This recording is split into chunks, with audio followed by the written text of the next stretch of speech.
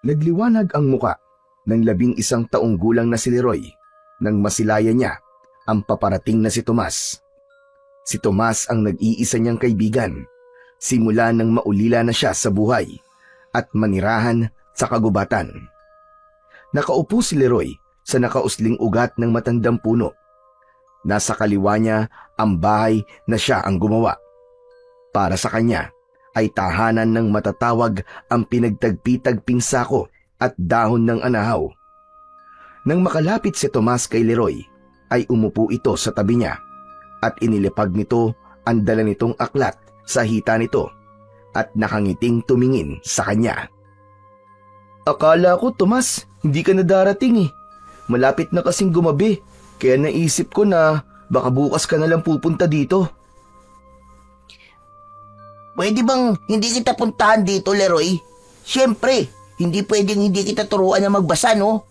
Malapit na kasi ang graduation namin, kaya simula ngayon ay late na kaming nakakauwi mula sa school. Nagpa-practice kasi kami para sa program ng graduation eh. Buti ka pa, nag-graduate ka na sa elementary. Siguro, kung nagpatuloy lang sana ako sa pag-aaral, ay sabay tayong gagraduate, no? Naiinggit nga ako sa iyo eh, kasi hindi ka pumapasok sa school. Kung ako lang ang masusunod, ay nako, hindi na ako mag-aaral. Nakakatamad kaya? Ano ka ba, Tomas? Maswerte ka nga eh, kasi nakakapag-aral ka. Maraming bata na kagaya ko na hindi nakakapag-aral, kaya sigurado nang walang magandang mangyayari sa akin kapag malaki na ako. Hoy, Leroy, huwag ka magsasalita ng ganyan. Marami kayang hindi nakapagtapos ng pag-aaral pero mayaman na ngayon. Basta, huwag kang mawalan ng pag-asa. Malay mo, may swerteng biglang dumating din sa buhay mo, Leroy. Hindi ako umaasa sa swerte, Tomas eh. Mas umaasa ako sa plano ng Diyos sa akin. Ang lalim mo naman magsalita. Mag-uusap na lang ba tayo o hihiramin mo tong aklat ko?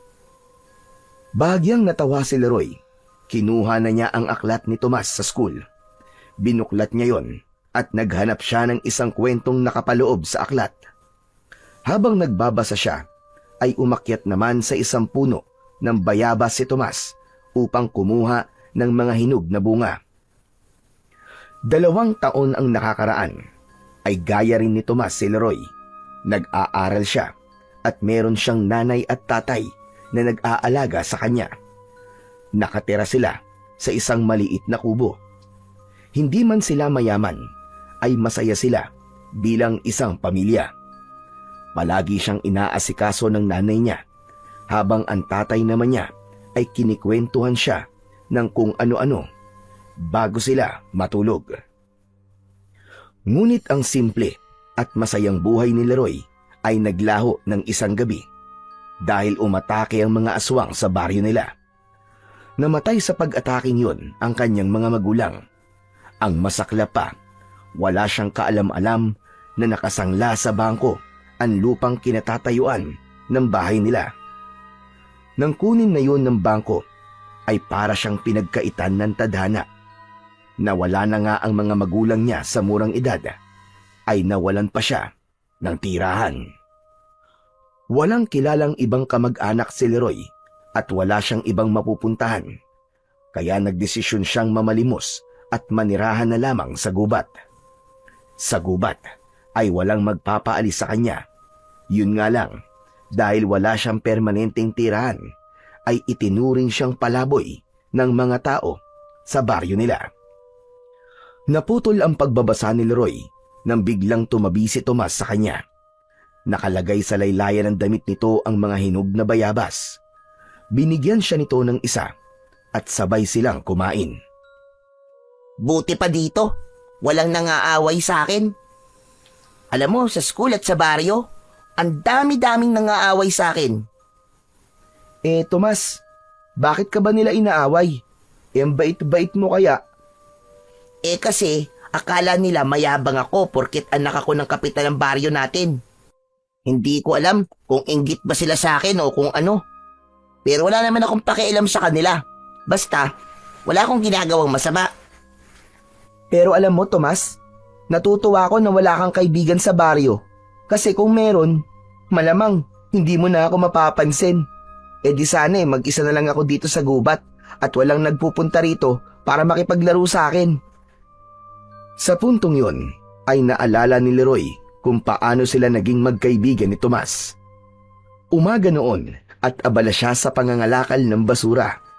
Nakita niya si Tomas na nakikiusap sa mga bata na isali ito sa paglalaro ng mga ito ng patintero. Pero ayaw ng mga bata na isali si Tomas. Naging mapilit si Tomas hanggang sa sinuntok na ito ng isang bata na nakulitan dito. Hindi na napigilan pa ni Leroy ang sarili na lumapit. Pinagtanggol niya si Tomas pero ang nangyari ay dalawa silang pinagtulungang bugbugin ng mga bata. Simula nang mangyari yon, ay naging magkaibigan na silang dalawa. Halos araw-araw na ginawa ng Diyos, tuwing hapon ay nagpupunta na si Tomas sa gubat para makipaglaro kay Leroy.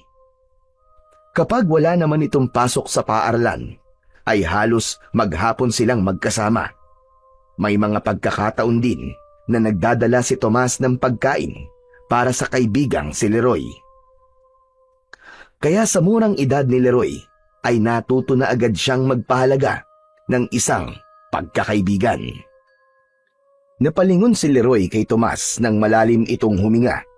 Ramdam niya ang lungkot ng kanyang kaibigan pero hinintay niya itong magsalita. Pero alam mo, Leroy, sa totoo lang, ay ako naiinggit sa'yo eh. Ha? Bakit naman, Tomas?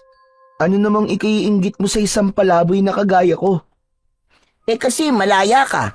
Walang nagdidikta sa'yo kung anong gagawin mo sa buhay. Tapos, kahit anong oras mo gustong matulog, pwede. Ako kasi, halos lahat dinidikta sa akin ni tatay. Ang daming bawal at ang dami niyang utos sa akin at mga bagay na gusto niyang gawin ko. Sa mga gawaing bahay ba yan, Tomas? Alam mo, Tomas, ngayon ay iniisip mo na nakakainis kasi puro utos ang tatay mo sa'yo. Ganyan din si nanay at tatay sa akin nung buhay pa sila eh. Pero nang mawala sila, doon ko naisip yung mga pagtuturo nila sa akin ng mga gawaing bahay ay kailangan ko pala. Lalo na ngayong mag-isa na lang ako sa buhay. Hindi na nagsalita si Tomas, pero naramdaman ni Leroy na parang may mga nais pa itong sabihin sa kanya. Pero nagdesisyon na lamang itong wag nang isatinig ang mga yon. Ipinagpatuloy na lang niya ang pagbabasa habang kumakain ng bayabas na pinitas ni Tomas. Aminado si Leroy na mahirap ang buhay ng isang kagaya niyang batang palaboy. Sa edad niyang yon, ay kailangan niyang dumiskarte para makakain siya kahit na isang beses lamang isang araw. Lahat ng paraan, basta hindi masama, ay ginagawa niya. May ilang tao sa baryo na naaawa sa kanya at minsan ay binibigyan siya ng barya o di naman kaya ng pagkain. Madalas ay nangangalakal siya o kaya ay tumatanggap ng trabaho na dapat ay matanda ang gumagawa. Gaya ng pagtatabas ng damo, paglilinis ng bahay, pag-iigib at paglalaba. Kapag wala naman siyang nadilihensyang pera at pagkain sa baryo, ay umaasa siya sa gubat. Naghahanap siya roon ng punong may prutas at yun ang kinakain niya. Hindi naman niya problema ang inuming tubig dahil may malinis na ilog sa loob ng gubat. Doon na rin siya naliligo at naglalaba ng kanyang iilang mga damit. Sa kabila ng hirap ng buhay ni Leroy, ay naniniwala pa rin siya na may dahilan ang lahat ng yun. Tinuruan siya ng mga magulang niya na magtiwala sa plano ng Diyos. Natutunan niya sa mga ito na huwag siyang panghinaan ng loob dahil sa masasakit at hindi magagandang nangyayari sa buhay niya.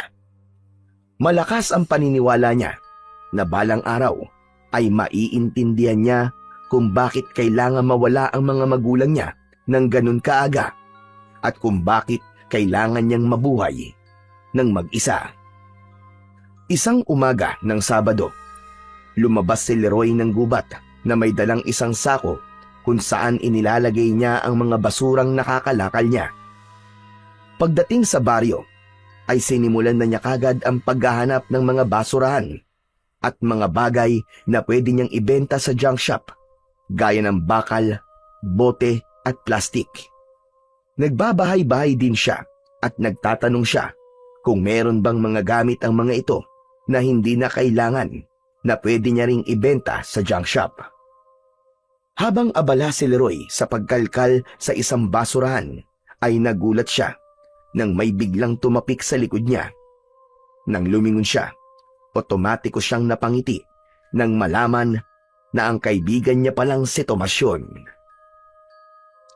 "Oh, Tomas! Ikaw pala yan. Akala ko kung sino na eh." Hanip pa. Ang aga mo naman yata mga lakal ngayon, Leroy. "Alam mo na, kailangan maaga at baka may makauna pa sa akin sa pagkalkal sa mga basurahan eh." Maraming bote ng alak sa bahay. Birthday kasi ni tatay kahapon, kaya nag-inom siya.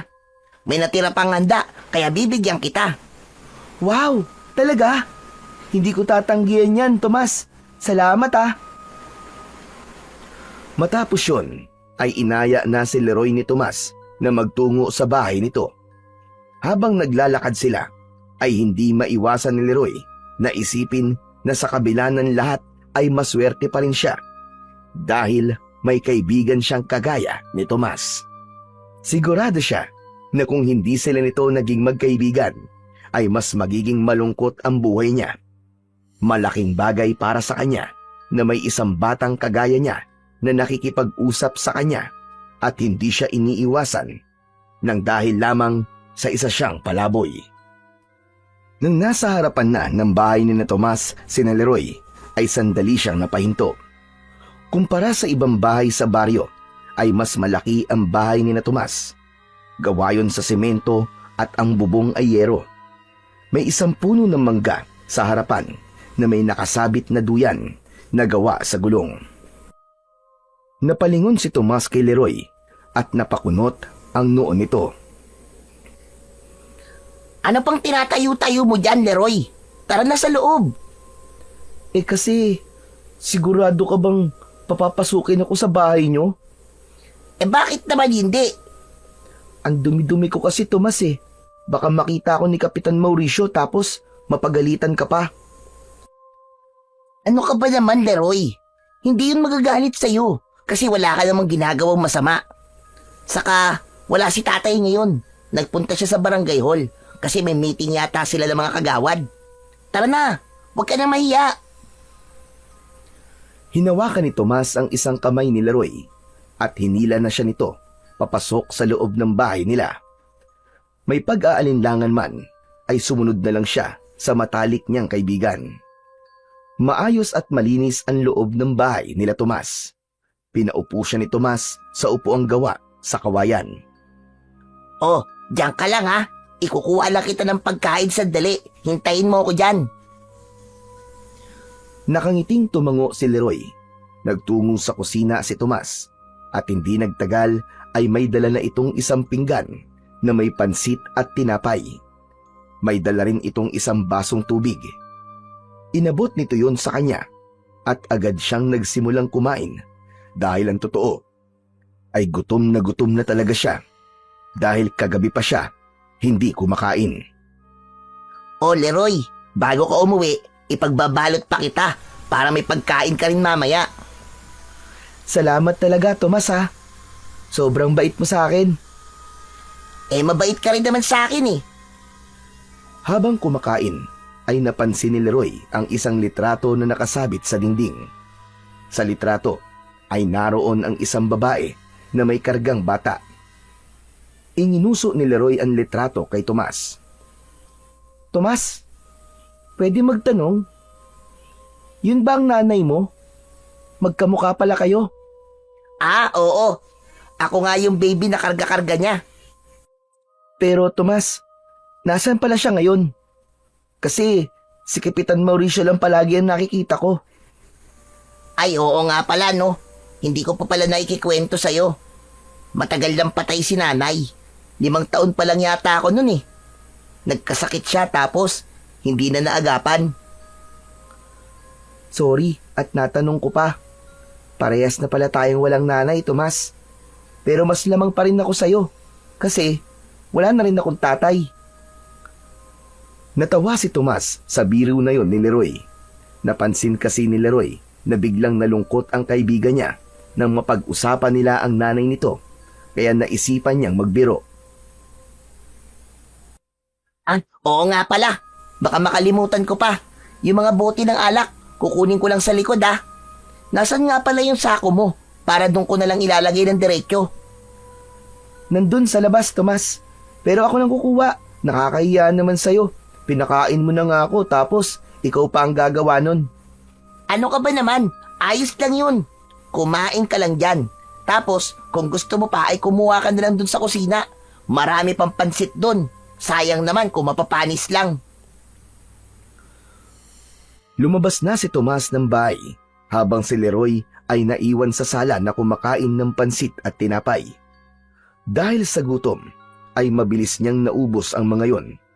Medyo gutom pa siya, kaya hindi na siya nagdalawang isip na magtungo sa kusina upang kumuha pa uli ng pansit. Nakita niya ang malaking kawali na may laman na pansit na nakapatong sa lutuan. Sumandok siya ng pansit at habang ginagawa niya yon, ay nagulat siya nang may biglang nagsalita sa likuran niya. Nabitiwan ni Leroy ang pinggan at nabasag yon. Sino ka? Anong ginagawa mo rito sa loob ng pamamahay ko? Mabilis na humarap si Leroy. Nilukob siya ng takot nang makita niya si Kapitan Mauricio. Matangkad ito at medyo payat ang katawan. Makapal ang bigote nito at manipis na ang buhok. Sa takot ni Leroy ay hindi niya nagawang magsalita. Galit na lumapit si Kapitan Mauricio sa kanya at hinawakan nito ang braso niya ng mahigpit. Sandali lang. Parang namumukhaan kita. Hindi ba ikaw yung batang palaboy? Aba, pumapasok ka na pala ngayon sa bahay ng may bahay, Gusto bang ikulong kita? Magpapaliwanag pa sana si Leroy nang biglang dumating si Tomas. Agad nitong hinawakan ang laylayan ng damit ng kapitan. Tay! Hindi po pumasok dito si Leroy nang hindi po nagpapaalam. Ako po nagpapasok sa kanya. Ano ka mo, Tomas? At bakit ka naman nagpapapasok ng palaboy dito sa bahay natin? Tignan mo nga, ang dumi-dumi niya, no? Isa pa, baka mamaya ay magnakaw yan dito. Hindi ka talaga nag-iisip, no, Tomas? Kung gusto mo siyang pakainin, sa labas mo siya bigyan ng pagkain. Hindi mo na siya kailangan dalhin dito sa loob ng bahay natin. Pero tay, kaibigan ko po si Leroy Wala naman pong masama kung papapasukin ko po siya dito sa bahay natin. Saka mabait po siya, tay. Hindi po siya magnanakaw.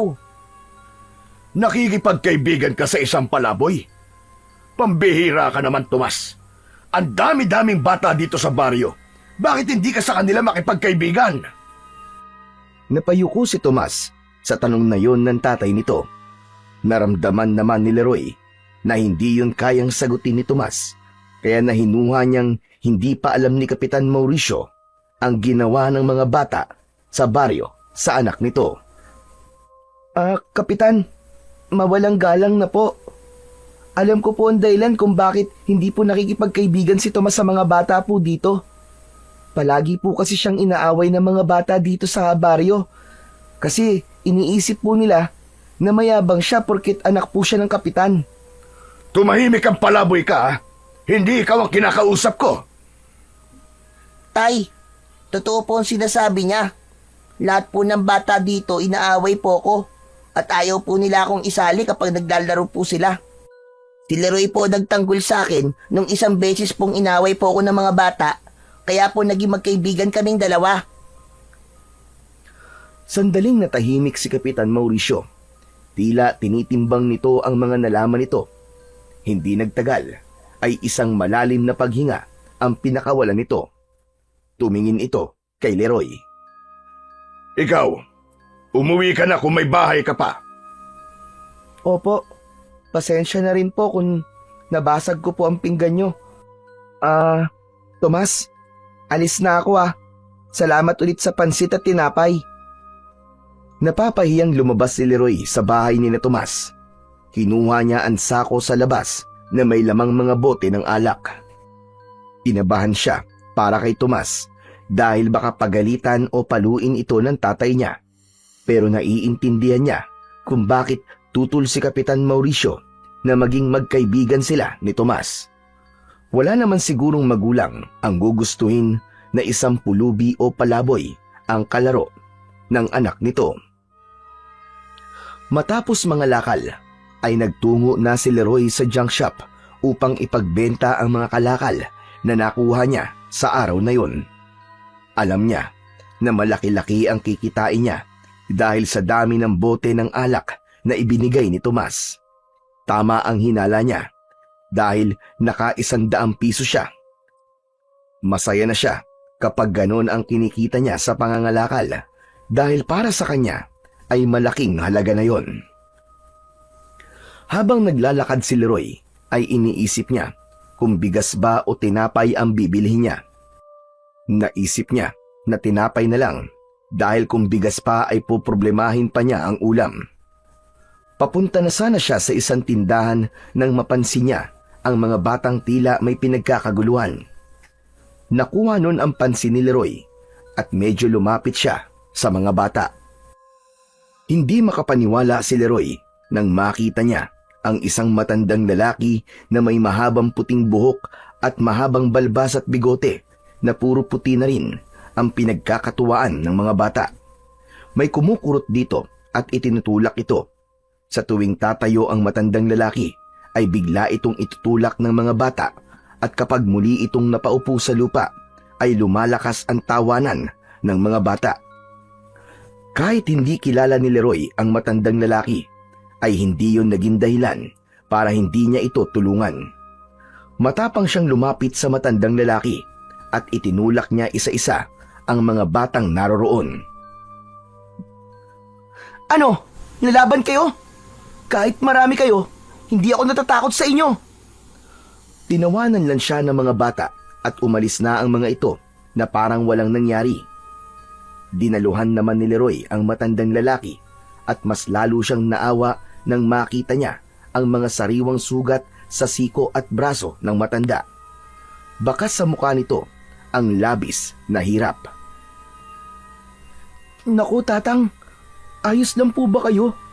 Kaya niyo po bang tumayo? Mga walang hiyang mga bata na yun. Walang paggalang sa matatanda. Pasensya na po kayo, tatang ha. Hindi ko rin po alam kung bakit po sila ganun eh. Bakit ikaw ang humihingi ng pasensya? Hindi naman ikaw ang nanakit sa akin, hindi ba? Utoy, salamat nga pala sa pagtulong mo sa akin.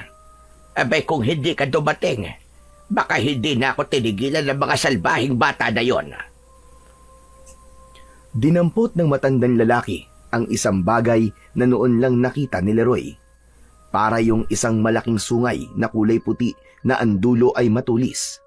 Ang hula niya ay sungay yun ng elepante base sa itsura nun. Habang tumatayo ang matanda, ay nakaalalay siya rito dahil pakiramdam niya anumang sandali ay matutumba ito. Sandali, tatang.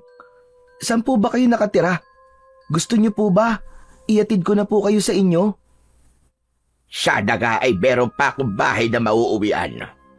Pero wala na akong bahay, Utoy. Pag-alagala na lamang ako sa kung saan-saan hanggang sa mapunta ko sa lugar na ito. Kawawa naman po pala kayo, tatang. Hindi ba kawawa ka rin naman? Sa tingin ko ay katulad mo rin ako na walang bahay at mag-isa na lamang sa buhay. Hala, paano niyo po nalaman yun, tatang? Manghuhula po ba kayo? Sa itsura mo bang yan na madungis at mabaho? Kung may nag-aalaga ba sa'yo at may bahay ka, ay ganyan ba kaya ang magiging itsura mo? Sa bagay po, tama po kayo, tatang. Parehas na nga po pala tayo na wala nang kasama sa buhay at wala rin pong bahay. Sandali po, ano po bang pangalan niyo, tatang? Ako si Goryo. Ikaw, sino ka? Leroy po ang pangalan ko. Kung ganun, tatawagin ko na lang po kayong Tatang Goryo. Matapos na makilala ni Leroy si Tatang Goryo, ay napansin niya ang bahagyang panginginig nito. Nang tanungin niya kung nagugutom ba ito at sinabi nito na oo, ay hindi na siya nag-atubili na ibili ito ng tinapay at soft drinks. Hindi na niya inisip na mababawasan ang pera niya para sa ibang tao dahil sapat na sa kanya ang matulungan sa maliit na paraan si Tatang Goryo. Simula nang tulungan ni Leroy si Tatang Goryo, ay naging madalas na ang kanyang hindi sinasadyang pagkikita nila. Kahit kapos si Leroy sa pagkain, ay hindi siya nagdadalawang isip na ibahagi kay Tatang Goryo ang kaunting pagkain na meron siya. Sa simpleng pagtulong niya na yon, ay naramdaman niyang may halaga pa rin siya at kahit palaboy siya, ay kaya niya pa rin gumawa ng tama at tumulong sa kapwa. Ngunit hindi maiwasang malungkot ni Leroy nang napansin niyang ilang araw nang hindi nagpupunta si Tomas sa gubat para makipaglaro o makipag-usap man lang sa kanya. Naisip niya tuloy na baka pinagbawalan na itong makipagkaibigan sa kanya ng ama nitong si Kapitan Mauricio. Masakit man yun para sa kanya, ay wala siyang nagawa kundi tanggapin na lamang ang mapait na katotohanan na hindi talaga maaaring maging kaibigan ng isang normal na bata ang gaya niya na isang palaboy. Isang hapon, nasa labas ng bahay-bahayan niya si Leroy habang kumakain ng mangga. Nasa tabi niya si Tatang Goryo. Ito ang nagdala sa kanya ng mangga na anito ay ibinigay dito ng isang tindera sa palengke. Habang kumakain ay nakatulala si Leroy. Hindi niya pa rin kasi lubos maisip na hindi na siya pinupuntahan doon ng kaibigan niyang si Tomas. Ay, nako! Ang asim naman yata ng manggang ito. Kasing asim ng mukha mo, Leroy. Ano po? Bakit ba naman kasi ganyan ang mukha mo, Utoy? Kanina ko pa napapansin na ang lungkot-lungkot mo. May nangyari bang hindi maganda? Kasi Tatang Goryo, yung kaibigan ko pong si Tomas, ilang araw na po siyang di nagpupunta dito eh. Dati naman po, halos tuwing hapon po nandito siya. Siya lang po kasi ang kaibigan ko na nakatira po sa baryo. Halos lahat po kasi ng bata ron, salbahe po eh. May dahilan ba para hindi na siya makipagkita sa'yo? Hindi agad nakasagot si Leroy. Naalala niya ang huling beses na nagkita sila ni Tomas at yun ay sa bahay nito habang naroon si Kapitan Mauricio. Yung tatay po kasi ni Tomas, mukhang ayaw niya po na nakikipagkaibigan po sa akin ng anak niya. Kasi nga po, isa lamang po akong palaboy. Aba! Kung ako ang tatay ng kaibigan mo, ay hahayaan ko na makipagkaibigan sa iyo ang anak ko. Kumpara naman sa mga bata sa baryo na yon, ay di hamak na napakalayo ng kabaitan mo sa mga yon. Pero sa tingin ko, ay hindi ka pa kilala ng tatay ng kaibigan mo, Leroy. Pero sigurado ko na kapag nakilala ka niya ng lubusan, gaya ng pagkakakilala ko sa iyo, ay baka ampunin ka pa noon. Maniwala ka sa akin. Bahagyang natawa si Leroy sa sinabi sa kanya ni Tatang Goryo. Kumagat siya ng mangga habang ninunguya niya yon ay tumuon ang pansin niya sa bagay na palaging dala ng matandang lalaki. Sandali Tatang, matanong ko lang po, sungay po ba ng elepante ang lagi niyo pong daladala? Yung parang patusok po na kulay puti? Inuwa ni Tatang Goryo ang bagay na tinutukoy ni Leroy at matiim nito yung tinignan. Sa tansya ni Leroy ay may 10 dangkal niya ang haba nun. Tama ka. Sungay nga ito ng elepante. Pero Tatang Goryo, paano po kayo nakakuha ng ganyan? Sa pagkakatanda ko po, nung nag-aaral pa po ako sa eskwelahan, bawal daw pong putulin ang sungay ng elepante. Mahabang kwento, Leroy, kung bakit ako meron dito. Pero siguro ay sasabihin ko sa iyo ang kwentong yon sa tamang panahon. Kasi aalis na ako. Sa'yo na yung mga natirang mangga, ha? Tumayo na ang matanda at pinagpagan nito ang puwitan nito. Tatang, ano po kaya kung dito na lang po kayo tumira kasama ko. Total, kung saan-saan lang naman kayo natutulog eh. Salamat na lang. Pero mas gusto ko ang palakad-lakad. Pero huwag kang mag-alala. Kapag naisipan ko, ay babalik ako rito lalo na't alam kong malungkot ka dahil hindi ka na dinadalaw ng sinasabi mong kaibigan mo. Sige po, Tatang. Kayo na po ang bahala. Pero kapag nagbago po ang isip nyo, sabihan nyo lang po ako. Welcome na welcome po kayo rito sa bahay-bahayan ko kahit anong oras. Maraming salamat sa iyo, Leroy. Talagang napakabuti mong bata. O siya, paano? Mauuna na ako. Mag-iingat ka palagi, Leroy. Matamis na ngumiti si Tatang Goryo bago ito tuluyang naglakad palayo sa kanya. Sinundan ito ng tingin ni Leroy at hindi niya alam kung bakit bigla siyang nagkaroon ng pagnanais na malaman ang kwento tungkol sa sungay ng elepante na palaging dala ni Tatang Goryo. Nang mawala na sa paningin niya ang matandang lalaki, ay bumalik siya sa pagkain ng mangga.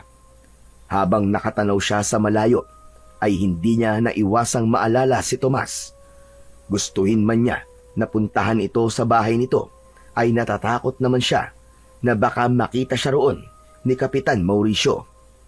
Kaya alam niyang wala siyang magagawa, kundi ang umasa na isang araw ay bigla na lamang darating doon si Tomas para makipaglaro sa kanya. Isang hapon, nakatitig si Leroy sa niluluto niyang kanin sa maliit na kaldero. Ang kalan niya ay 3 bato na sa gitna ay may gatong na kahoy na sa gubat lang din niya nakuha. Halos 1 linggo, simula nang huli silang magkita at magkausap ni Tomas, at nang sandaling yon ay unti-unti niya nang tinatanggap na tapos na ang kanilang pagkakaibigan. Ngunit wala siyang galit o tampo kahit na konti kay Tomas. Ang inisip niya kasing dahilan ay pinagbabawalan na ito ni Kapitan Mauricio na makipagkita sa kanya. Makalipas ang ilang sandali, ay napatayo si Leroy nang may narinig siyang yabag na papalapit sa kinaroroonan niya. Paglingon niya ay nanlaki ang mga mata niya nang makita si Tomas na papalapit habang may malaking ngiti. Napansin niya kagad ang nakasuot na mga medalya sa leeg nito. Kinusot pa ni Leroy ang mga mata niya dahil baka namamalikmata lamang siya, pero si Tomas talaga ang nakikita niya. Tinapik pa siya nito sa balikat nang makalapit na ito sa kanya. Tomas! Ikaw nga, Tomas! Ang tagal mong hindi nagpakita! Pasensya ka na, Leroy, ha? Naging abala kasi ako sa graduation namin, eh. Halos gabi na ako umuwi mula sa practice. Tapos kanina naman ay ang mismong graduation namin. Ang akala ko kasi, pinagbawalan ka na ni Kapitan Mauricio na makipagkaibigan sa akin eh. Uy, hindi ah. Pero akala ko nga rin pagbabawalan niya ako eh. Ang sabi niya sa akin ay mukhang hindi ka naman daw masamang impluwensya sa akin. Kaya walang problema sa kanya kung maging magkaibigan man tayo. Ang totoo nga yan eh. Si tatay pa nagsabi na papuntahin kita ngayon doon sa may bahay. Kasi may handaan doon. 3rd honor kasi ako sa klase namin eh. Kaya naganda si tatay. Tignan mo, ang dami kong medal. Labis na natuwa si Leroy nang malaman niya ang dahilan kung bakit ilang araw na hindi nagpapakita sa kanya si Tomas. Masaya siya dahil hindi naman pala tutol si Kapitan Mauricio sa pagkakaibigan nila ng anak nito. Isa-isang tinignan ni Leroy ang mga medalya na nakasabit sa leeg ni Tomas. Wow! Congrats, Tomas, ha? Ang galing mo talaga. May best in English at math ka pa, ha? Tapos, most babe. Ikaw na talaga. Idol na kita, Tomas. Mamaya mo na nga ako bulayin. Sumama ka na sa akin para makakain ka na ng mga handa ko. Ay, oo nga pala. Pero, nagsasaing na kasi ako eh. Paano kaya to? Bukas mo nalang kainin yan. Hindi naman siguro yan mapapanis eh. Malamig naman dito sa gubat eh. Saka, mag-uwi ka na rin ng maraming pagkain. Para may ulam ka kapag kinain mo na yung kanin. O sige, sige. Tara na. Medyo gutom na nga rin ako eh. Inakbayan siya ni Tomas at magkasabay na silang naglakad palabas ng gubat. Pagdating nila Leroy sa bahay ni na Tomas ay medyo nahiya siyang pumasok dahil medyo maraming bisita roon. May ilang guro at kaklase ni Tomas. Meron ding mga kaibigan ni Kapitan Mauricio, pero hindi siya iniwanan ni Tomas at sinamahan pa siya nito sa pagkuha ng pagkain. Sinamantala niya ang pagkakataon at lahat ng handa ay kumuha siya. Naupo siya sa isang sulok ng sala at doon siya kumain habang may panulak siya na malamig na orange juice. Si Tomas naman ay sandaling umalis dahil pinabili ito ng alak ni Kapitan Mauricio. Nagulat si Leroy at muntik pa siyang mabulunan nang makita siya ni Kapitan Mauricio na nakatayo sa harapan niya. Pero hindi na ito gaya nung una silang nagkita na galit. Nang sandaling yon ay nakangiti na ito sa kanya. Leroy, kapag naubos mo na yan ha, kumuha ka na lang doon sa kusina. Marami pang pagkain doon. Huwag kang mahihiya ha. Ha? Sige po, Kapitan. Maraming salamat po. Ang sasarap po ng handa nyo. Salamat at nagustuhan mo. Ako ang nagluto ng lahat ng yan. Umupo si Kapitan Mauricio sa tabi ni Leroy at nailang siya ng kaunti. Leroy, pasensya ka na nga pala sa mga nasabi ko sa'yo nung unang beses na nagkita tayo dito sa bahay. Nagulat kasi ako na merong ibang tao dito sa bahay at akala ko talaga ay pumasok ka dito nang hindi nagpapaalam. Sinabi rin sa akin ni Tomas na ikaw lang ang kaibigan niya.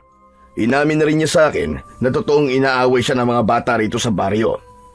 Salamat kasi nakikipagkaibigan ka sa anak ko. Naku, wala po yun, Kapitan. Saka, mabait naman po si Tomas eh. Kung tutuusin nga po, ay ako pa po maswerte kahit palaboy po ko, ay nakikipagkaibigan po siya sa akin. Saka kung wala kang pagkain, Leroy, pumunta ka lamang dito at bibigyan ka namin. Naku, maraming salamat po, Kapitan. Napakalaking bagay po niyan para sa akin. Matipid na ngumiti si Kapitan Mauricio. Nang dumating na si Tomas, ay umalis na ito sa tabi niya at kinuha ang mga alak na binili ni Tomas. Si Tomas naman ang umupo sa tabi ni Leroy. Leroy, anong sabi ni tatay sa'yo? Nagpasalamat siya sa akin na nakikipagkaibigan daw ako sa'yo. Saka nagsorry rin siya kasi napagalitan niya ako nun. Sabi ko naman sa'yo eh. Ipinaliwanag ko na kasi sa kanya na wala akong natututunang masamang bagay sa'yo. Saka isinumbong ko na rin yung mga nangaaway na mga bata sa akin dito sa baryo. Mabuti naman. Sana maaksyonan niyo ni Kapitan kasi mali na inaaway ka nila nang dahil sa napakababaw na dahilan. Sus, wala na akong pakialam. Kahit hindi na sila kausapin ni tatay. Wala naman akong balak na makipagkaibigan sa iba eh. Ay teka, diyan ka lang ha. Kukuha rin ako ng pagkain ko para masabayan kita. Tumango si Leroy at nagtungo na si Tomas sa kusina. Habang hinihintay niya si Tomas na bumalik, ay hindi niya napigilang mapangiti. Napakasaya niya ng mga sandaling yon, sapagkat simula nang maging palaboy siya, ay yun ang unang beses na nakaramdam siya ng ganung pagtanggap, maliban sa pagtanggap na ginawa sa kanya ni Tomas. Kaya naman, nangako si Leroy sa sarili na gagawin niya ang lahat para maipakita kay Kapitan Mauricio na hindi nagkamali si Tomas sa pagpili sa kanya na maging kaibigan nito. Simula noon ay naging maganda na ang pakikitungo ni Kapitan Mauricio kay Leroy. Minsan, kapag nagkakasalubong sila sa daan, ay binibigyan siya nito ng pera o hindi naman kaya ay pagkain kapag meron itong dala. Hindi na rin ito nagagalit kapag naglalaro sila ni Tomas sa bahay nito. Sa unang pagkakataon, naramdaman ni Leroy na tinanggap na siya ng isang taong may kapangyarihan sa baryo. Ngunit isang umaga, habang kalaro ni Leroy si Tomas, ay napansin niya na wala itong gana. Hanggang sa mga sumunod na araw ay ganun pa rin si Tomas. Madalas itong nakatulala o hindi kaya ay parang wala sa sarili. Naisa na itong kausapin ni Leroy tungkol doon, pero naisip niya na baka pagod lang ito o kaya naman ay sadyang wala lang sa mood. Ganun pa man, hindi naalis ni Leroy sa isip niya na baka may hindi sinasabi ang kaibigan niya sa kanya. Mag-isang kumakain si Leroy sa bahay-bahayan niya. Magana siyang kumakain dahil ang ulam niya ay bigay ni Kapitan Mauricio. Menudo yun na napakasarap ng pagkakaluto at napakalambot ng karne. Habang kumakain siya, ay dumating si Tatang Goryo na dala na naman ang sungay ng elepante. Aba, mukhang ang sarap ng pagkain mo ngayon ah. Umupo si Tatang Goryo sa labas ng bahay-bahayan ni Leroy. Kayo pala, Tatang Goryo. Opo, galing po ito kay Kapitan Mauricio. Kain po tayo, Tatang. Sige lang, kumain ka lang dyan. Kakatapos ko lang, Utoy. Dinalaw lang kita rito dahil ilang araw na tayong hindi nagkikita eh. Baka sabihin mo nakalimutan na kita. Kumusta ka? Ano na ang nangyari sa'yo? Ayos lang po ako, Tatang Goryo. Masaya po ako kasi nagkikita na po ulit kami ni Tomas at payag na po ang tatay niya na maging magkaibigan po kami. Aba, mabuti naman kung ganon. Pero bakit parang may bumabagabag yata sa'yo? Biglang natigilan si Leroy. Ang totoo ay hindi niya iniisip ng mga sandaling yon kung bakit tila wala palagi sa sarili ang kaibigan niyang si Tomas. Kaya nagtaka siya kung bakit tila naramdaman yon ni Tatang Goryo. Sandali lang po, Tatang Goryo. Paano niyo po nalaman? Ang galing niyo po naman. Manghuhula po ba talaga kayo?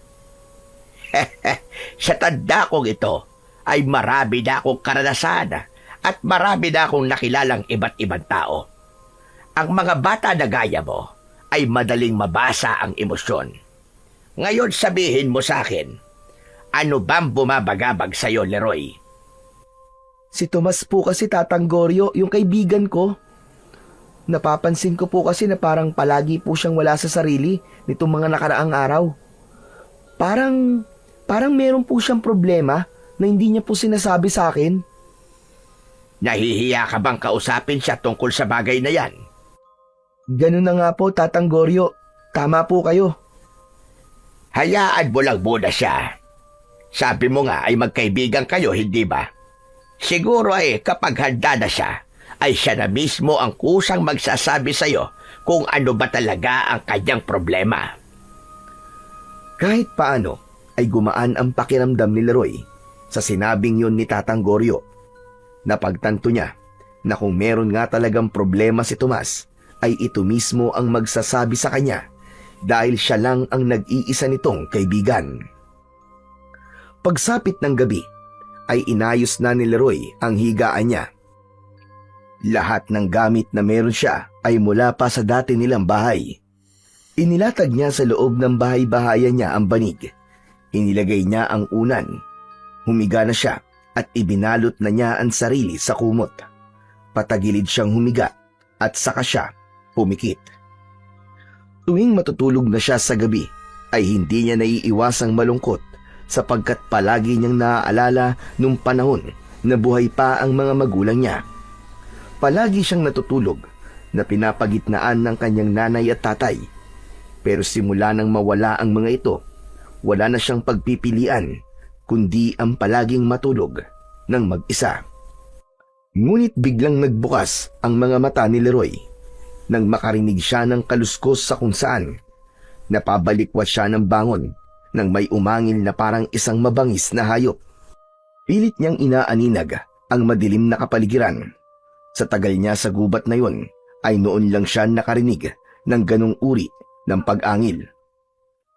Sinong nandyan? May tao ba dyan? Sinong nandyan? Nagulat siya nang isang nakakatakot na nilalang ang dahan-dahang lumitaw mula sa mas madilim na parte ng gubat. Payat ang katawan nito na nababalutan ng makapal na balahibo.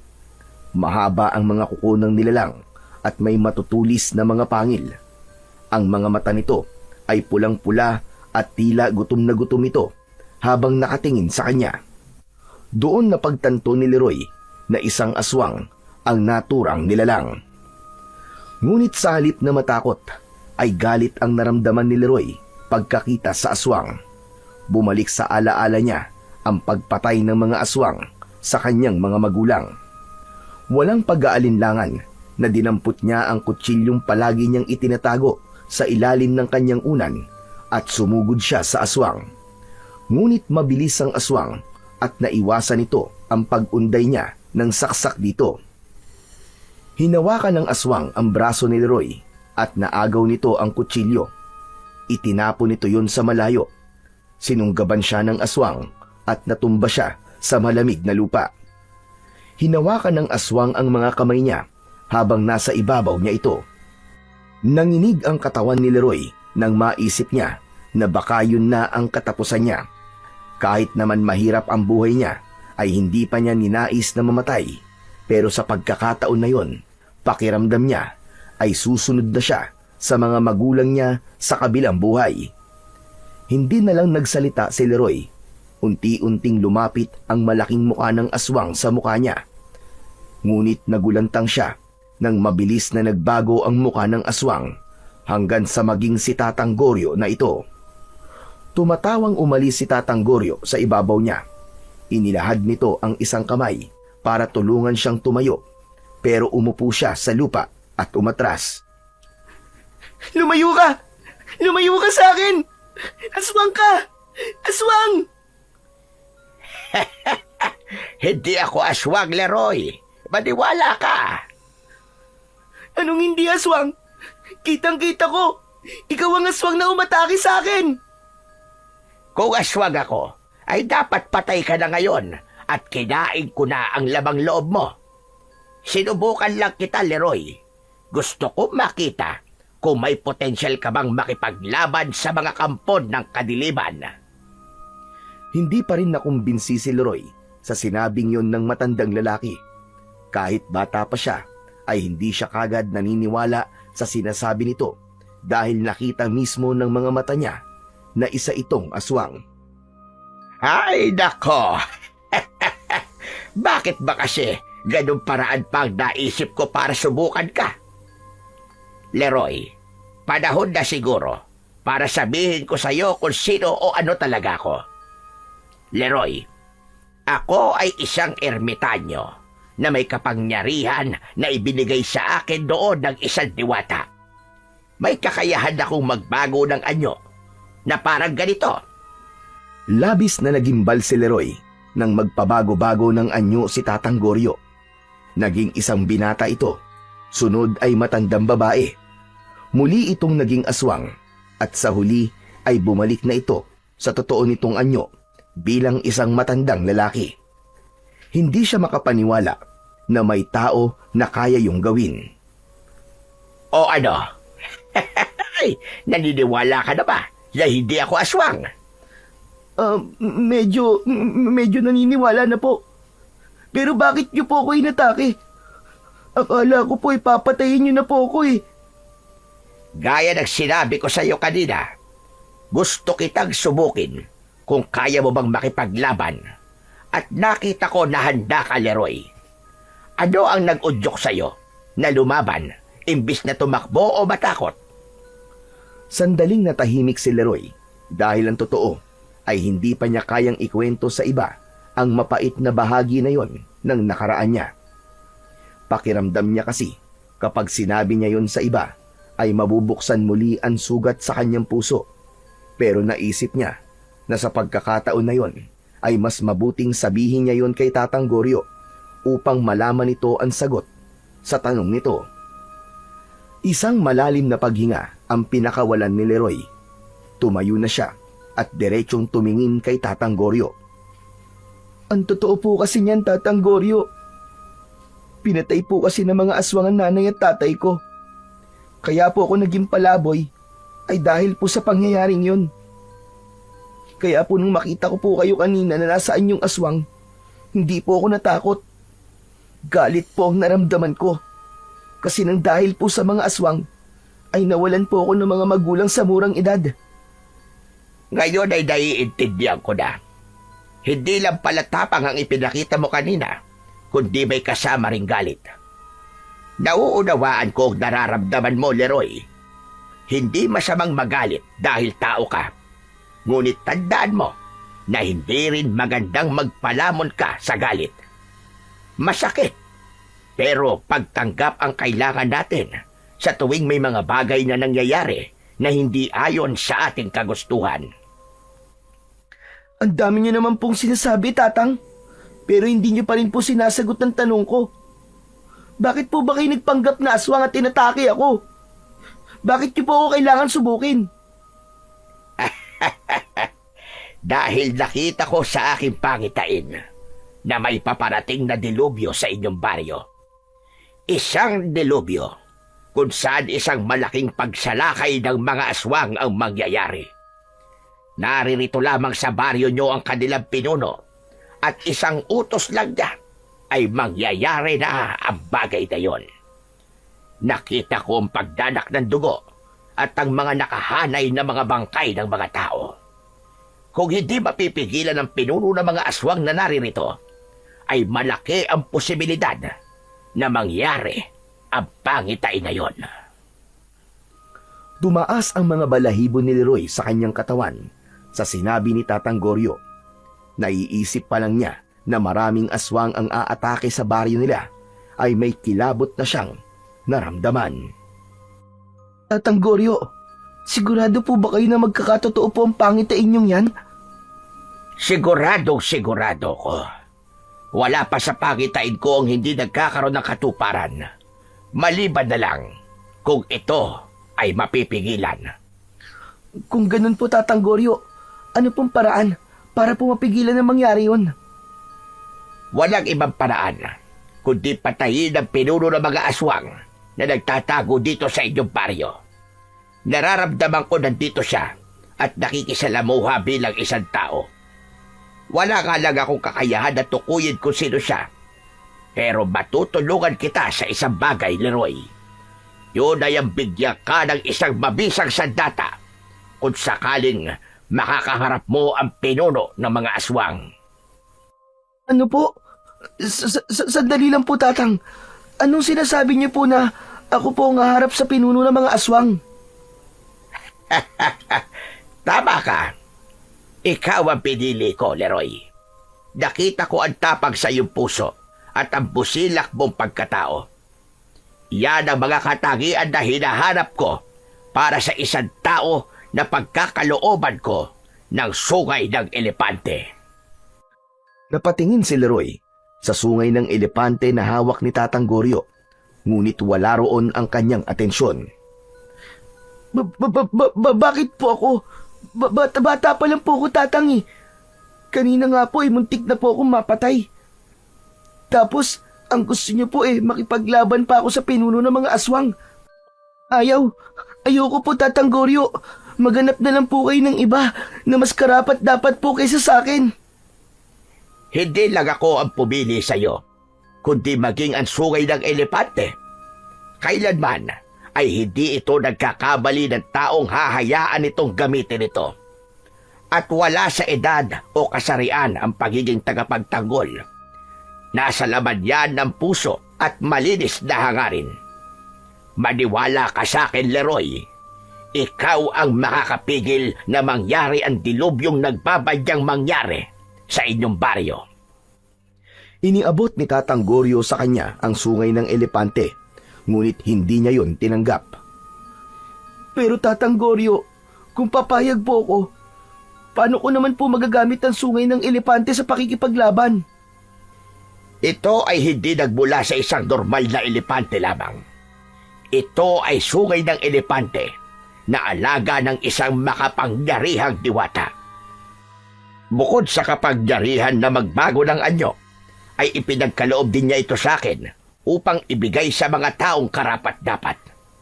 Hindi ikaw ang unang gagamit nito, Leroy.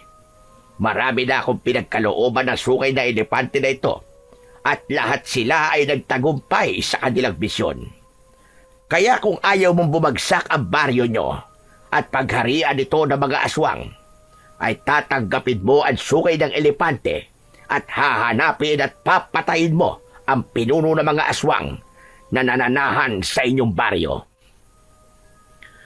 Hindi agad nagsalita si Leroy. Matagal siyang nakatitig sa sungay ng elepante na hawak-hawak ni Tatang Goryo. Tila may boses na nagsasabing kunin niya yon, ngunit nag-aalangan siya sapagkat hindi niya alam kung kaya ba niya ang ganong kabigat na responsibilidad. Ngunit ang katotohanan na may mga aswang nasasalakay sa baryo nila ay isang nakakatakot na bagay. Sa baryong yun siya isinilang at lahat ng alaala ng kanyang mga magulang ay naroon. Makalipas ang ilang sandali, ay isang desisyon na ang nabuo kay Leroy. Tatang Goryo, hindi pa po ako sigurado pero tinatanggap ko na po ang sungay ng elepante. Pero tatang, hindi po ako marunong gumamit ng ganyan sandata. Huwag kang mag-alala. Dahil sa oras na ipinagkaloob ko to sa'yo, ay gagabayan ka nito. Papalakasin nito ang iyong katawan at magiging maliksi ang iyong mga galaw. May basbas din na makapangyarihang diwata ang sandatang ito, kaya babisa itong panlaban sa mga aswang. Ilahad mo mga kamay mo, Leroy. Tumalima si Leroy sa sinabi ng matanda.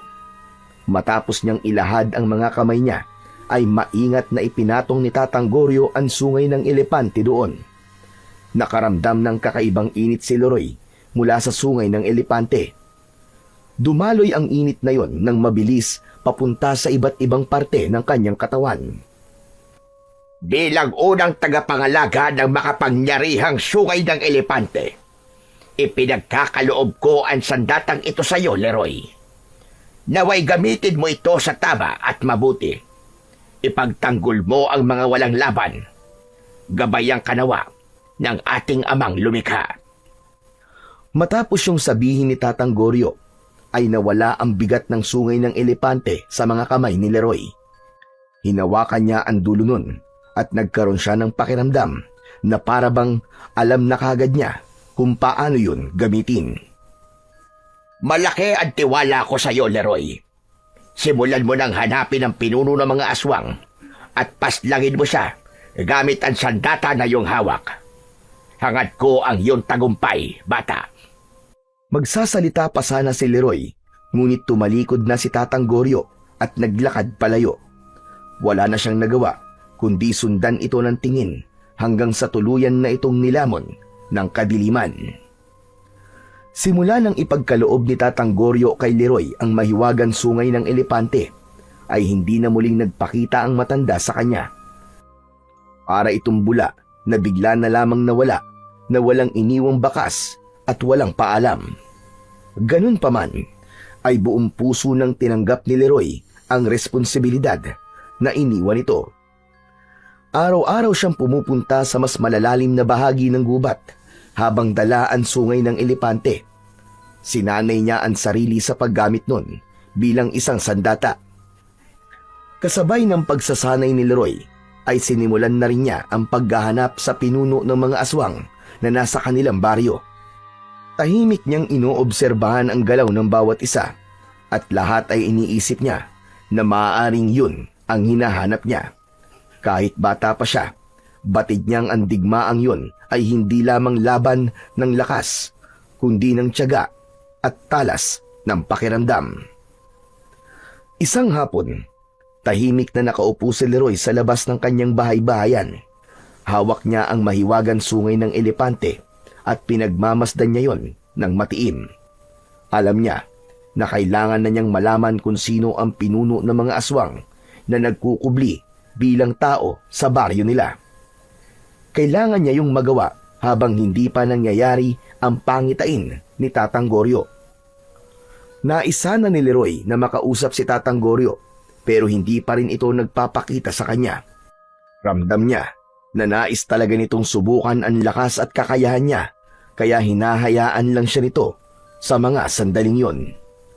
Napalingon si Leroy sa kaliwa nang may narinig siyang yabag ng paa. Napatayo siya nang makita niya si Tomas na paparating. Bagsak ang balikat nito at sa kabila ng ngiti nito ay kita niya ang pagkabahala sa mga mata nito. Sinalubong ni Leroy ang kanyang kaibigan.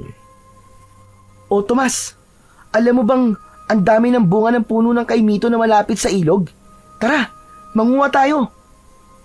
Sa ibang araw na lang, Leroy. Tinatamad ako eh. Ganun ba? O kung gusto mo, manghuli tayo ng tutubi o kaya maligo tayo sa ilog. Hindi nagsalita si Tomas. Naglakad ito at umupo sa nakausling ugat ng isang malaking puno. Tumabi naman si Leroy dito at tinignan nito sa muka ang kaibigan. Bakit parang ang lungkot mo?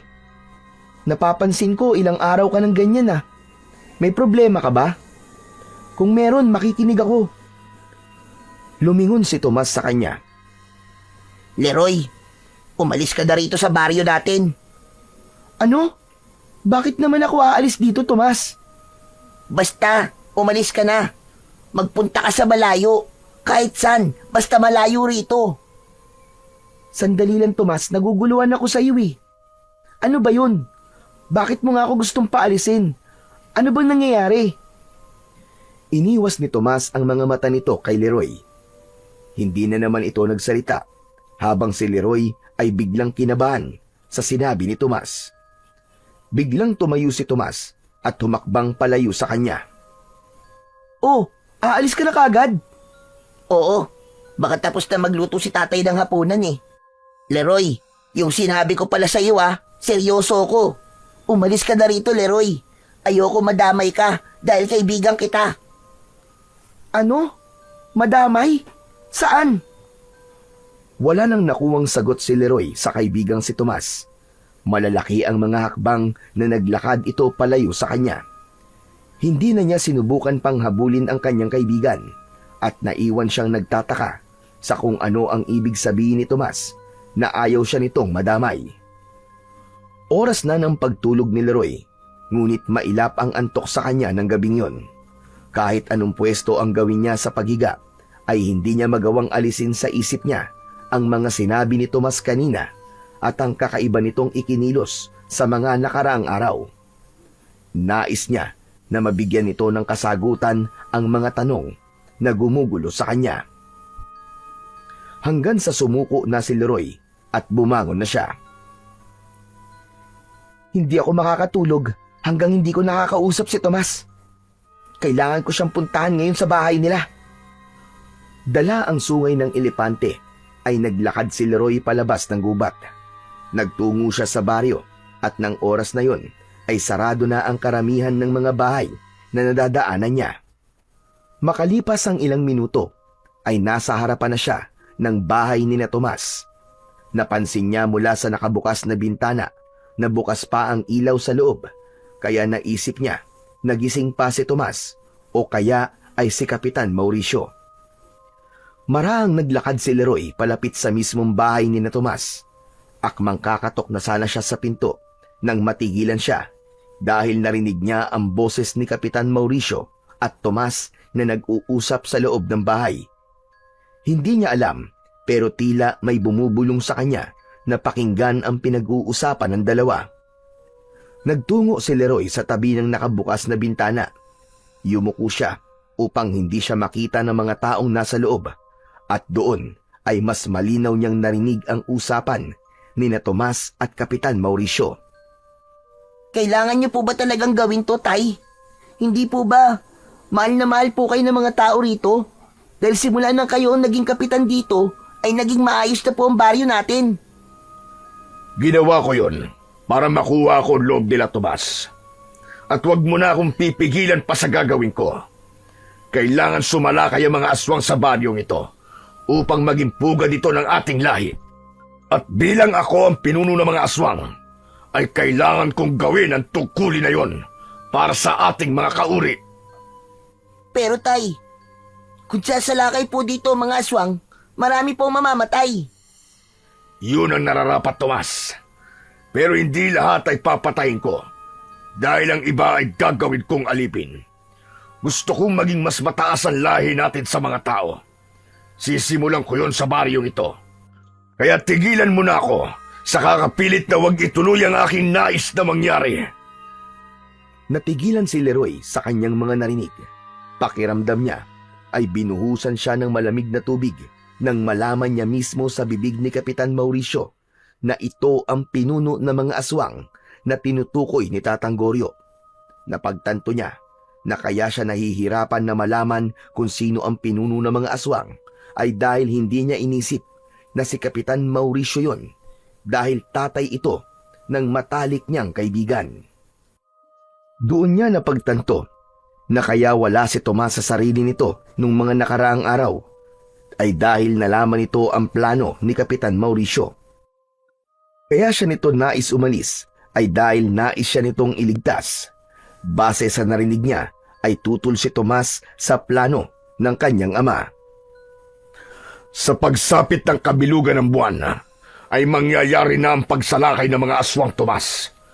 Nais kong manood ka sa gagawin ko at ng ating mga kauri. Kailangan mong makita kung paano kami pumatay ng mga tao. Dahil kapag nasa ustong edad ka na, ay sasalinan na kita ng pagiging aswang. Ayoko, tay. Ayoko maging aswang. At huwag mo sabihin na kauri mo ko dahil hindi mo ako kadugo. Akala niyo ba hindi ko alam na hindi mo naman talaga ako totoong anak? Anak ako ng nanay ko sa ibang lalaki. At kanino mo naman narinig ang kasinungalingang yan? Sa nanay ko po bago po siya namatay. Sinabi niya sa akin ang lahat. Gusto niyang umalis ako sa poder mo. Pero bata pa ako nun. At hindi ko pa kayang mabuhay ng mag-isa. Kaya hindi ako papayag na isalin mo sa akin ang pagiging aswang mo dahil hindi mo ako anak. Nang sandaling yon, ay hindi na nakatiis na sumilip ni Leroy sa bintana. Nanlaki ang mga mata niya nang biglang sinampal ni Kapitan Mauricio si Tomas. Sa lakas ng sampal ay natumba si Tomas at pumutok ang labi. Wala kang utang na loob. Magpasalamat ka. At pinalaki kita at binuhay kita kahit anak ka ng nanay mo sa pagkakasala. Kaya bilang kabayaran sa pagtataksil ng ina mo, ay wala kang magagawa kundi tanggapin na darating ang panahon na magiging kagaya rin kita. Mabilis na yumuko si Leroy nang mapansin niyang mapapatingin si Kapitan Mauricio sa bintana. Napapitlag siya nang biglang sumarado ng malakas ang bintana. Hindi na rin siya nagtagal doon dahil baka mahuli pa siya ng kapitan. Tahimik siyang naglakad papalayo, dala ang mga revelasyon na parang bombang sumabog sa kanyang harapan. Nang makarating si Leroy sa bahay-bahayan niya sa gubat, ay pabalik-balik siyang naglalakad sa iisang direksyon. Hindi siya mapakali. Hanggang sa sandaling yon, ay pilit pa rin pinoproseso ng utak niya ang lahat ng kanyang natuklasan. Si Kapitan Mauricio ang pinuno ng mga aswang at hindi niya tunay na anak si Tomas. Kung ganun, kailangan kong iligtas si Tomas kay Kapitan. Kung ayaw ni Tomas na maging aswang, ay mas lalo kong dapat na mapatay si Kapitan. Dahil doon ay mas lalong tumibay ang determinasyon ni Leroy. Hindi na lang yun laban para sa mga tao sa baryo nila, kundi laban na rin yun para sa buhay ng kanyang nag-iisang kaibigan na si Tomas. Kinabukasan ay nagtungo si Leroy sa bahay ni na Tomas. Lakas loob siyang kumatok sa pinto ng bahay na yon dahil nais niyang makausap ang kanyang kaibigan. Gusto niyang malaman ito na handa siyang tulungan ito kung gusto nitong tumakas o lumayo kay Kapitan. Alam niya na sa pagkakataon na yon ay higit siyang kailangan ni Tomas. Ngunit nakailang katok na si Leroy ay wala pa rin nagbubukas ng pinto. Napatitig siya sa seradura at nang ikutin niya yon ay nalaman niya na hindi yon nakakandado. Binuksan niya ang pinto at tuluyan na siyang pumasok. Nang pagsilip niya ay wala siyang nakitang tao. Tomas? Tomas, nandito ka ba? Ako to, si Leroy. Tahimik ang buong bahay at walang nakuwang sagot si Leroy hanggang sa napatingin siya sa isang pinto na nakasarado. Lalapit na sana siya roon nang bigla niyang narinig ang maotoridad na boses ni Kapitan Mauricio. Anong ginagawa mo rito, Leroy? At sino nagbigay sa'yo ng permiso na pumasok ka dito? Ay, sorry po Kapitan. Pero kumakatok po kasi ako kanina eh. Kaya alam po wala po nagbubukas ng pinto. Hindi po kasi nakalak yung pinto kaya pumasok na po ako. Hindi ka ba tinuruan ng mga magulang mo na kahit hindi nakakandado ang pinto ng bahay ng ibang tao, ay wala ka pa rin karapatan na pumasok dito nang hindi nagsasabi? Heh, sa bagay, wala ka na nga palang mga magulang, kaya hindi na nakapagtataka. Labis ang gulat ni Leroy sa paraan ng pakikipag-usap ni Kapitan Mauricio sa kanya. Samantalang dati ay napakabait na nito sa kanya. Gusto niya itong sagutin ng pabalang pero nanaig pa rin sa kanya ang pagiging kalmado. Pasensya na po talaga Kapitan. Hinahanap ko lang po kasi si Tomas kasi maglalaro po kami. Wala dito si Tomas. Nasaan po siya Kapitan? Wala dito sa bahay si Tomas at wala rin siya dito sa baryo. Nasa Maynila siya ngayon. Nagbabakasyon siya sa tita niya at bago pa magpasukan siya babalik. Hindi po niya sinabi sa akin na aalis siya dito sa baryo ah. Bakit? Dapat ba isabihin lahat ni Tomas sa'yo? Umalis ka na nga at huwag ka nang babalik dito. Lalo na't wala naman dito si Tomas. Hindi na nagsalita si Leroy dahil baka madulas pa siya na alam na niya ang lihim nito. Nagmamadali siyang lumabas ng bahay ni Kapitan Mauricio upang bumalik na sa gubat. Alam ko nagsisinungaling lang si Kapitan Mauricio. Sigurado ko na hindi nagpunta sa Maynila si Tomas. Nandoon lang siya sa bahay nila. Kailangan ko mag-isip ng paraan para mailigtas si Tomas at tapusin si Kapitan bago ang kabilugan ng buwan. Nang makarating siya sa gubat, ay agad niyang kinuha ang sungay ng elepante at muli siyang nagsanay. Kailangan niyang maging handa upang sa oras na magharap sila ni Kapitan Mauricio ay masiguro niya na siya ang mananalo. Inagabihan ay agad na sinimulan ni Leroy ang hakbang upang mailigtas niya si Tomas. Nagtungo siya sa labas ng bahay ni Kapitan Mauricio upang magbanman. Dala niya ang sungay ng elepante para kung sakaling may hindi inaasahang pangyayari ay handa siya. Matyaga siyang naghintay ng senyales na maaaring naroon pa rin sa bahay na yon si Tomas. Pero halos isang oras na ang lumipas ay wala pa rin siyang nakita. Sarado ang bintana at pinto ng bahay at patay na ang ilaw sa loob ng bahay. Naisipan ni Leroy na mas lumapit pa sa bahay. Maingat ang mga hakbang niya at siniguro niyang walang makakakita o makakarinig sa kanya. Lumapit siya sa pinto. Idinikit niya roon ang tenga niya at umasa siyang may maririnig siyang kahit na ano. Laking gulat ni Leroy nang biglang bumukas ang pinto at bumungad sa harapan niya si Kapitan Mauricio. Nanlilisik ang mga mata nito. Anong ginagawa mo rito ng ganitong oras? Hindi ba sabi ko sa'yo ay huwag ka nang babalik dito? Sa gulat ni Leroy ay tila umurong ang dila niya. Nag-isip siya ng palusot na papaniwalaan ni Kapitan Mauricio. Hindi nito maaaring malaman na nandoon siya para magmanman at alamin kung nasa bahay pa rin ba si Tomas. Ano batang palaboy? Bakit hindi ka makapagsalita? Ano po kasi, nagugutom po ako. Kagabi pa po ang huling kain ko eh. Wala po kasi akong nakalakal kanina, kaya wala po akong pambili ng pagkain. Nandito po ako para sana humingi po ng makakain. Matiim siyang tinignan ni Kapitan Mauricio. Kulang na lang ay kumawala ang puso ni Leroy sa kanyang dibdib sa labis na kaba. Panay ang dasal niya na sana ay wag magduda ang kapitan sa kanya dahil kapag nalaman nito ang totoong dahilan kung bakit siya naroon ay siguradong mapapahamak siya. Halika, pumasok ka at kumain sa kusina. Talaga po? Maraming salamat po, Kapitan. Ang bait niyo po talaga. Hindi na nagsalita si Kapitan Mauricio. Tumalikod na ito at naglakad patungo sa kusina. Pumasok na si Leroy sa bahay at pasimple niyang iginala ang paningin sa paligid. Mabilis niya yung ginawa dahil baka mapansin siya ng kapitan. Pagdating niya sa kusina ay umupo na siya. Binigyan siya ni Kapitan Mauricio ng kanin at pritong tilapia.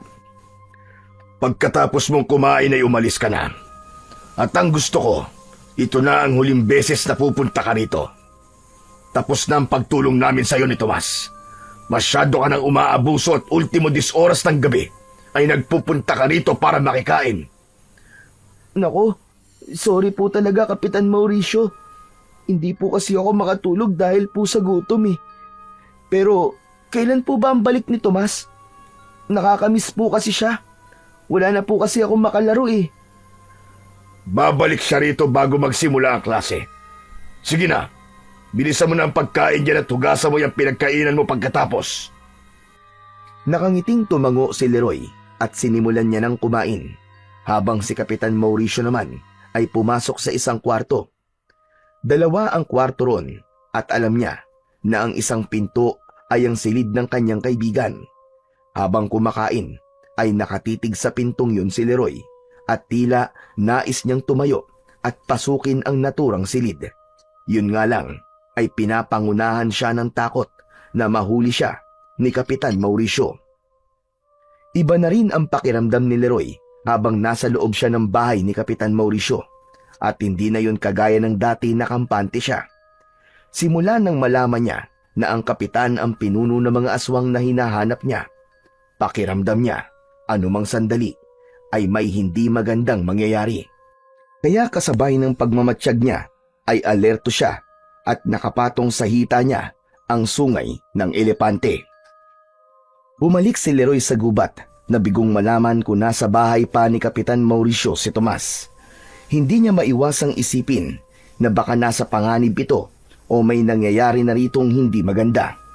Kaya nang makarating siya sa kanyang bahay-bahayan ay agad siyang nagdasal na bigyan ng Diyos ng proteksyon si Tomas. Matapos magdasal ay naupo lang siya sa nakausling ugat habang nakatingin sa kawalan.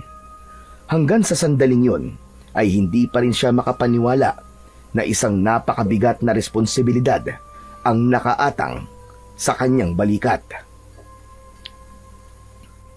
Bakit kasi hindi pa nagpapakita si Tatang Goryo sa akin hanggang ngayon? Kung kailan kailangan ko siya, saka naman siya biglang nawala. Parang pinagtitripan niya ako ah.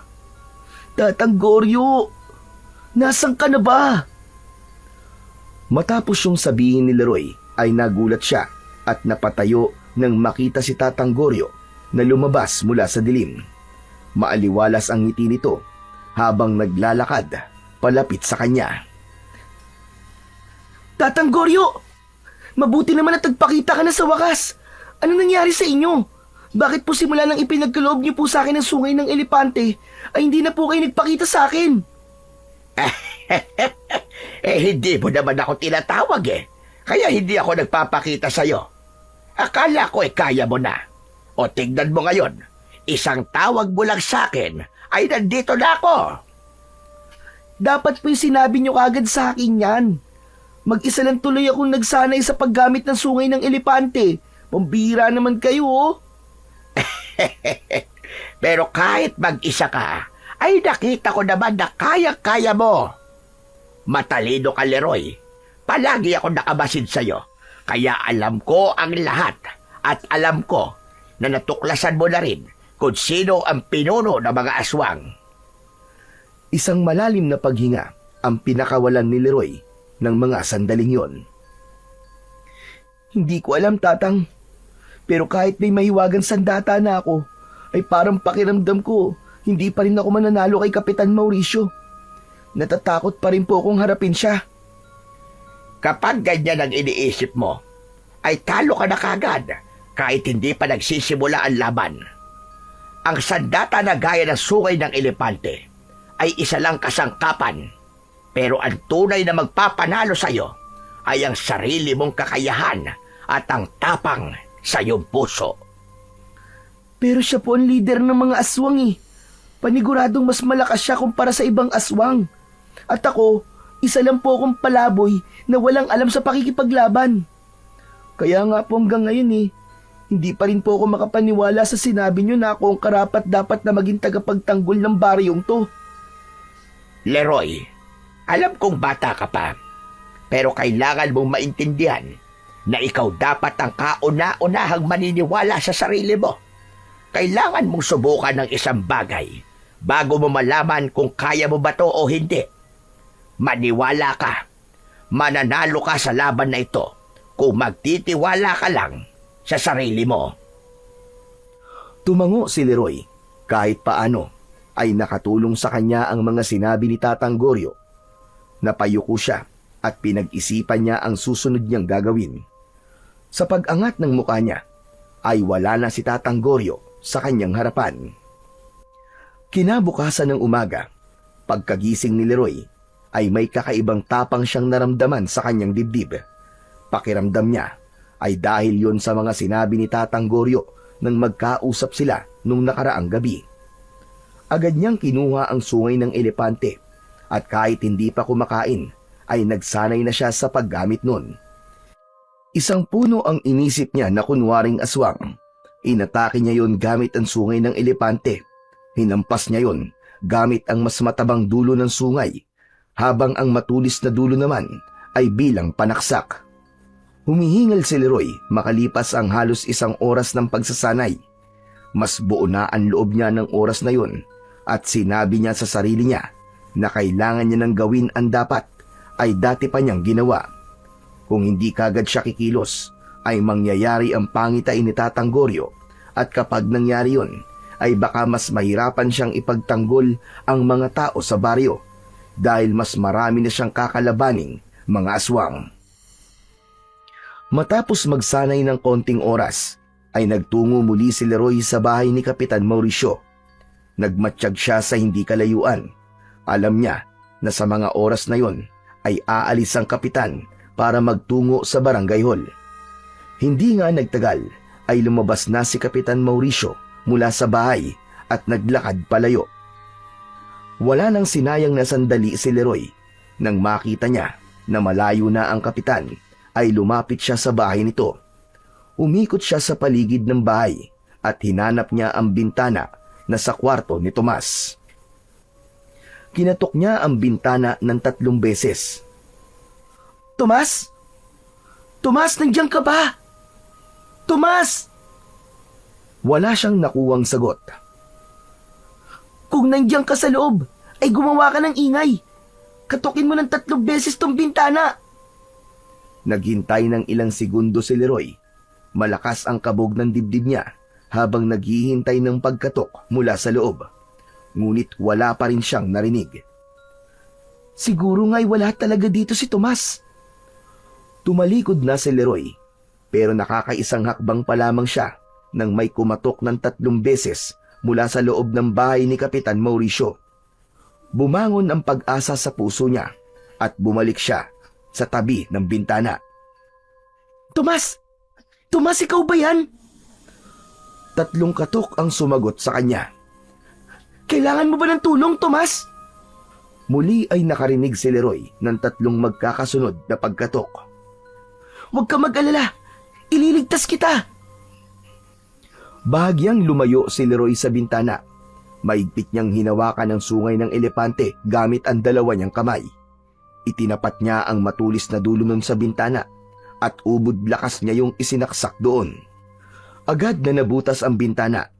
Sunod na ginawa niya ay paulit-ulit niyang hinampas ang mas matabang dulo ng sungay sa bintana. Sa lakas ng pagkakahampas niya ay 3 beses niya lang yun hinampas. Nasira na kagad ang bintana. Pagsilip ni Leroy sa loob ay hindi siya makapaniwala sa kalagayan ni Tomas doon. Nakatali ang mga kamay nito at maging ang mga paa. May piring ang mga mata nito at may busal sa bibig. Kaya pala hindi ito makapagsalita ay dahil doon. Pumasok siya mula sa sinira niyang bintana at una niyang inalis ang piring at busal sa bibig ni Tomas. Iyak nang iyak si Tomas nang makita nito si Leroy. Tulungan mo ako, Leroy. Ayoko na dito. Si tatay, isa siyang aswang. At plano niyang utusan na sumalakay dito sa baryo ang mga alagad niyang aswang. Tulungan mo ako, Leroy. Alam ko, Tomas. Alam ko na yun. Narinig ko ang pag-uusap niyo nung gabi na pumunta ako rito. Kasi kakausapin sana kita para tanungin kung bakit gusto mong umalis ako dito sa baryo. Alam ko na rin na hindi ka niya anak. Pero saka na tayo mag-usap. Kailangan makaalis na tayo dito bago pa bumalik si Kapitan Mauricio. Mabilis na kinalag ni Leroy ang pagkakatali ng mga kamay at paa ni Tomas. Inilalayan niya itong makatayo at makalabas mula sa bintana. Nasilaw si Tomas nang sumalubong dito ang liwanag sa labas. Napagtanto ni Leroy na matagal itong nakapiring dahil hindi ito sanay sa liwanag. Magkahawak ng kamay na patakbong lumayo sina Leroy at Tomas sa bahay ni Kapitan Mauricio. Pagdating nila sa bahay-bahayan ni Leroy sa gubat, ay pinainom muna niya ng tubig si Tomas. Hinayaan niya itong makabawi ng lakas kahit paano. Ano ba nangyari at itinali ka ni Kapitan Mauricio? Tutol kasi ako sa gusto niyang mangyari, Leroy. Tinakot ko siya. Nasasabihin ko sa mga tao ang sikreto niya, kaya itinali niya ako at itinulong sa bahay. Ayoko na dito, Leroy. Kapag nakuha ulit ako ni tatay, ay baka tuloy niya na akong gawing aswang. Umalis na tayo dito. Magpunta tayo sa malayong lugar. Kapag umatake ang mga aswang, ay baka mamatay tayo sa dami nila. Hindi, Tomas. Hindi ako maaaring umalis. May tungkulin ako na kailangan gampanan sa baryo natin. Ikinalulungkot ko, pero kailangan kong harapin at patayin ng tatay mo para hindi na matuloy ang pagsalakay ng mga aswang dito sa baryo. Wala na akong pakialam kung anong gagawin mo sa kanya. Dahil alam kong hindi niya ako itinuring na anak. Tsaka hindi naman niya talaga ako anak eh. Inalagaan niya lang ako para sa pansarili niyang interes. Pero Leroy, paano mo lalabanan ng isang pinuno ng mga aswang? Hindi sa minamaliit kita ha, pero baka mamatay ka lang. Wala kang dapat na ipag-alala, Tomas. Dahil may ibinigay na sandata sa akin ng isang ermitanyo, si Tatang Goryo. Ano? Sino naman si Tatang Goryo? Siya yung matandang lalaki na tinulungan ko noon. May kapangyarihan siya. At sabi niya sa akin, ay ako daw ang pipigil sa pagsalakay ng mga aswang dito sa baryo natin. Kinuha ni Leroy ang sungay ng elepante at ipinakita niya yon sa kaibigan niyang si Tomas. Ipinaalam niya rito ang pinagmulan ng makapangyarihang sandata na yon at kung paano niya yon magagamit sa pakikipaglaban sa mga aswang. Pero Leroy, sigurado ka bang kaya mong talunin si tatay? Kailangan kong subukan, Tomas.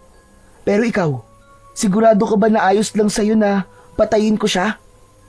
Oo, sigurado na ako, Leroy. Kung hindi siya mawawala, ay mas maraming tao ang mamamatay. Sa kagaya ng sinabi ko kanina, ginamit lang naman niya ako para magpatuloy ang lahi niya. Ayoko na magpagamit sa kanya, Leroy. Kaya kung kaya mo siyang tapusin mo na siya. Patayin mo siya. Marahang tumango si Leroy at tinapik niya sa balikat ang kaibigan niyang si Tomas, na hanggang sa sandaling yon ay bakas pa rin ang labis na takot sa muka. Pagsapit ng gabi ay nakaupo si Leroy sa nakausling ugat, habang si Tomas naman ay pinatago niya dahil may hinala sila na pupunta si Kapitan Mauricio roon para hanapin si Tomas. Hawak niya ang sungay ng elepante ng mga sandaling yon, at kung kailanganin niya yung gamitin sa tunay na laban, ay alam niyang handa na siya. Hindi nga nagkamali si Leroy dahil makalipas lamang ang ilang sandali, ay dumating na si Kapitan Mauricio na may dalang lampara. Tumayo si Leroy at sinalubong niya ang matalim na tingin ng kapitan. Hoy, ikaw na palaboy ka! Magsabi ka nga sa akin ng totoo. Ikaw ba ang tumulong sa anak ko para makatakas? Hindi ka ba kinikilabutan na tinawag mong anak si Tomas? Walang ama ang itatali at ikukulong ang anak niya. At wala ring ama na gugustuhin na maging halimaw ang anak niya. Oo, Kapitan. Alam kong ikaw ang pinuno ng mga aswang at sisiguraduhin ko na ngayong gabi ay magwawakas na ang kasamaan mo. Kahanga-hanga ang tapang mo. Pero anong laban ang kagaya mo sa isang tulad ko? Bahagyang napaatras si Leroy nang sa isang kisap mata ay nag-anyong aswang si Kapitan Mauricio. Lumaki ang katawan nito at nadagdagan ang taas nito. Nagmistula itong halimaw na may mapupulang mga mata at mga ngipin na matutulis na kayang pumunit ng laman. Tutal, mukhang alam mo na rin ang lahat.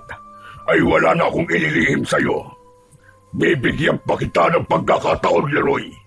Sabihin mo kung nasan si Tomas. Kapag sinabi mo sa akin kung nasan siya, ay hahayaan kitang mabuhay. Ikaw ang bibigyan ko ng pagkakataon, Kapitan.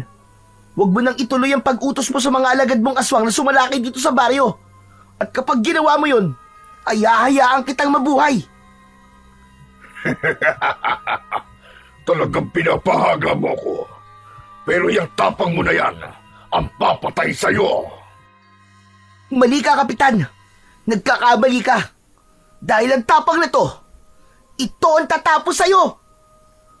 Sa isang iglap ay umatake ang aswang kay Leroy. Mabilis ito, pero mas mabilis si Leroy. Naiwasan niya ang matatalim nitong kuko. Umatras siya at tumalon papunta sa aswang. Buong puwersa niyang itinarak ang sungay ng elepante sa balikat ng aswang. Malakas na napasigaw ang aswang. Matalim ang mga matang tumingin ito kay Leroy at naramdaman na lamang niya ang pagbaon ng mga kuko nito sa tagiliran niya. Agad na binunot ni Leroy ang sungay ng elepante sa aswang at umatras muna siya ng ilang hakbang. Anong klaseng sandata yan? Sa tingin mo ba ay magagawa mo ko mapatay gamit lang ang sungay ng kung anong hayop? Hindi nagsalita si Leroy. Sinapu niya ang sugat niya sa tagiliran. Ramdam niya ang pag-agos ng dugo mula roon. Pero hindi niya hinayaan na panghinaan siya ng loob. Mas lalo pa niyang naramdaman ang lakas na ibinibigay ng sungay ng elepante sa kanya, na para bang alam nito na kailangan niya yon ng sandaling yon. Mabilis na tumakbo si Leroy papunta sa pinuno ng mga aswang. Iniumang nito ang mga kuko nito, pero nang malapit na siya sa aswang ay pumihit siya sa kanan at pumesto sa likod ng kalaban. Malakas siyang sumigaw at hinawakan niya ng dalawa niyang kamay ang sungay ng elepante. Itinarak niya sa likod ng aswang ang sungay at agad siyang umatras bago pa ito makaganti.